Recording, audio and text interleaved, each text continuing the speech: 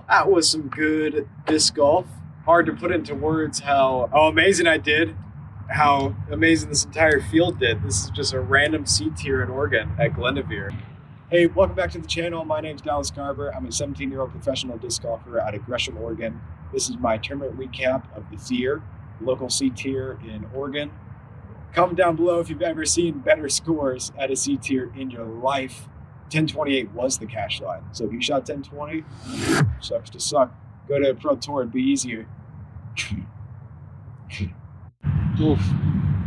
Anyway, I shot a 1064 event average, 1080 final round to win by 4 shots at a C tier. Best tournament of life, best round of my life.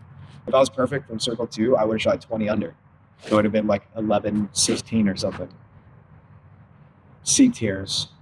My gosh, hardest win in the last 2 minutes, I swear. Let's just start round 1. Round 1, 9 a.m., get up early, tired, because I'm not a morning person. Trudging over to hole 1, which was hole 15 to make the shotgun start. Started out with a really solid drive, just a little bit low, and then I had a 240-foot back-in approach, and wasn't happy that I had to throw back in, but worked out, made that 25, 30-foot putt to start my round, and that really got just flowing. Had a nice start. I think I was 3 under through the first 4. Hole 1, I had one of the worst drives of my life.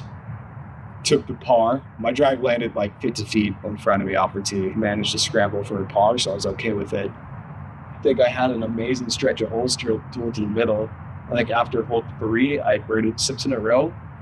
I made a huge 73-foot putt on hole 4 for birdie. I would consider one of the easiest holes on the course, and I kind of shanked my drive. And I went up to Liam Donaldson, he was on the card, who also played really good this tournament. I think he shot like 1030 and got 3rd place.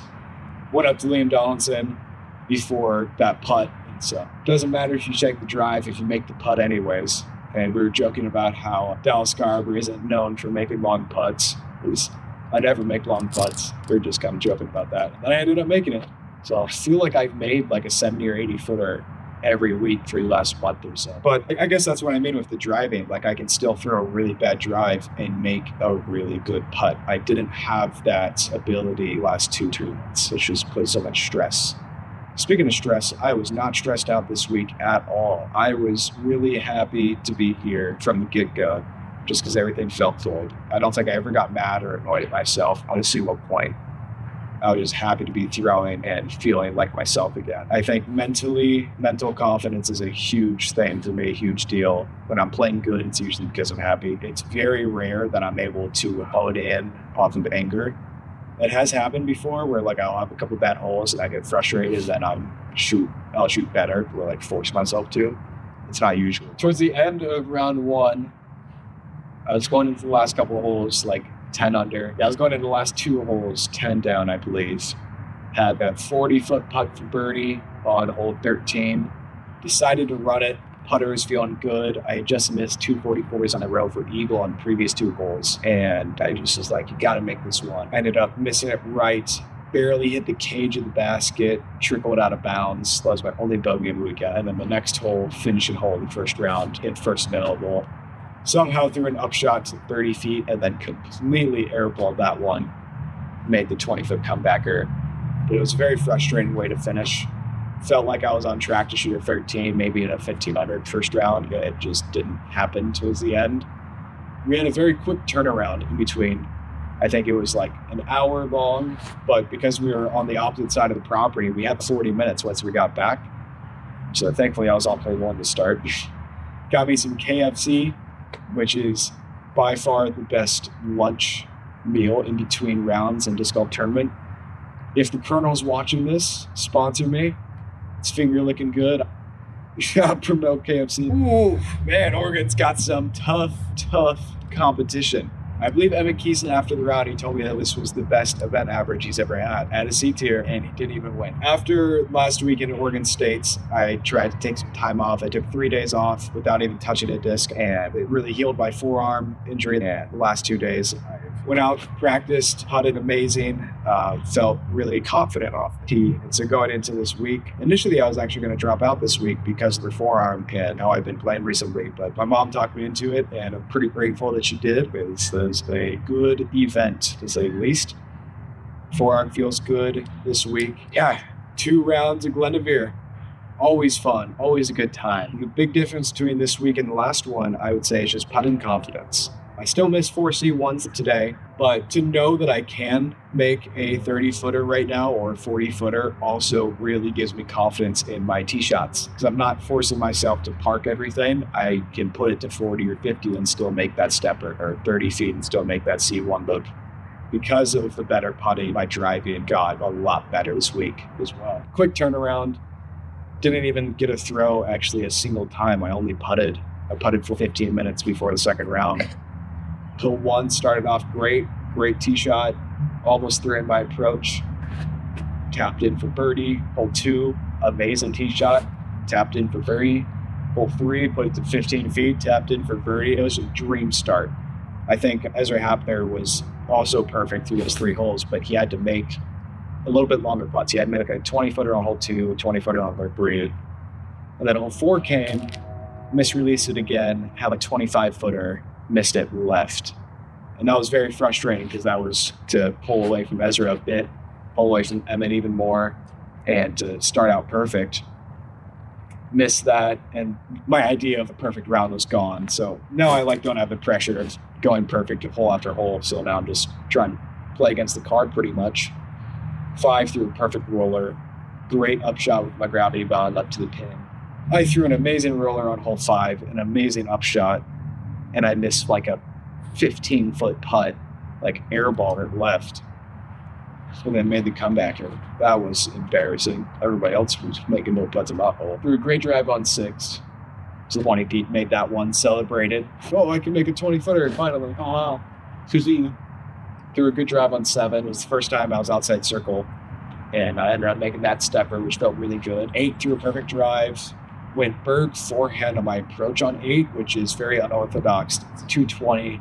Very simple backhand hyzer, but I just feel more confident on a forehand Annie.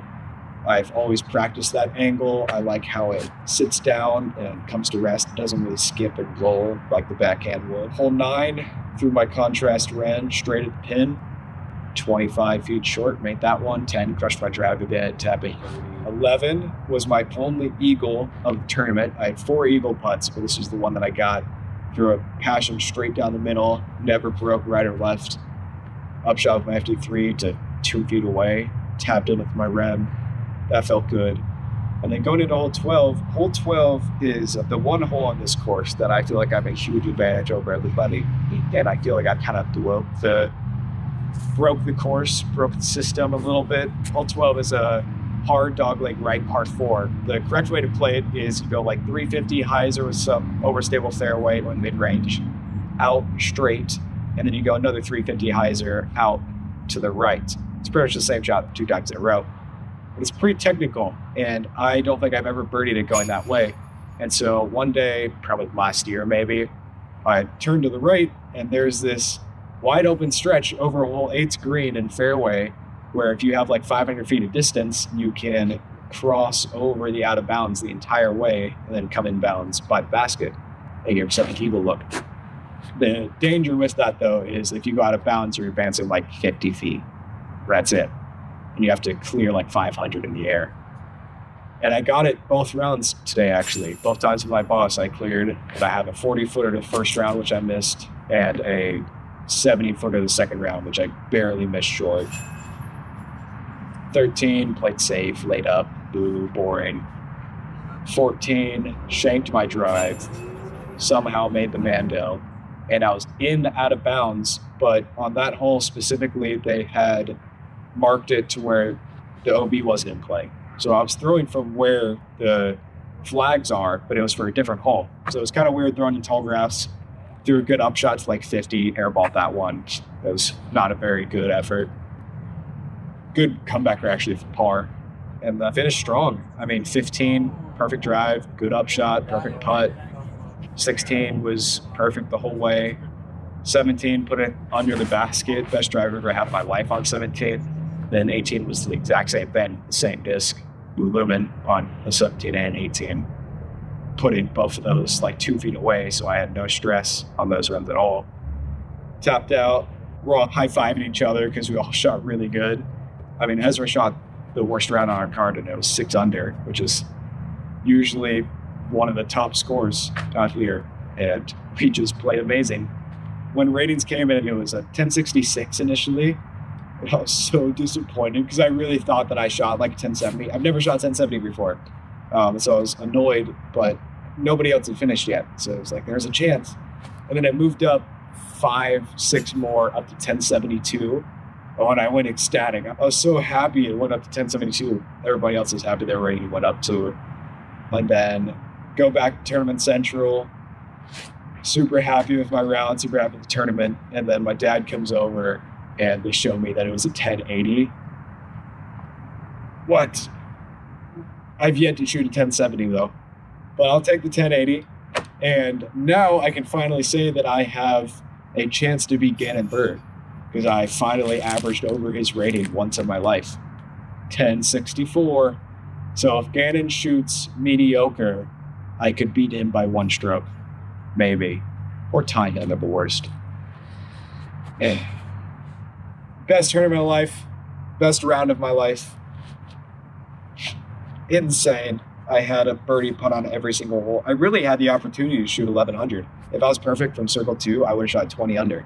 It would have been like 1116 or something. C tiers. My gosh. Hardest win in the last 2 months, sure. Go-to discs, passion. I was still my passion and Basie. That was my, if you're one destroyer shot, it is terrible. It was only a boss. If you're a boss on every single distance drive, that it worked out really well. First time I've ever done that, so get in the habit of throwing the boss more. Next week, I have a fun little triples tournament. And then after that, a couple other events. The one in Florida in November. Wild Rose Athletics has a tournament in Scamania, which I'm super excited for. If you're in the Oregon area, sign up for that one.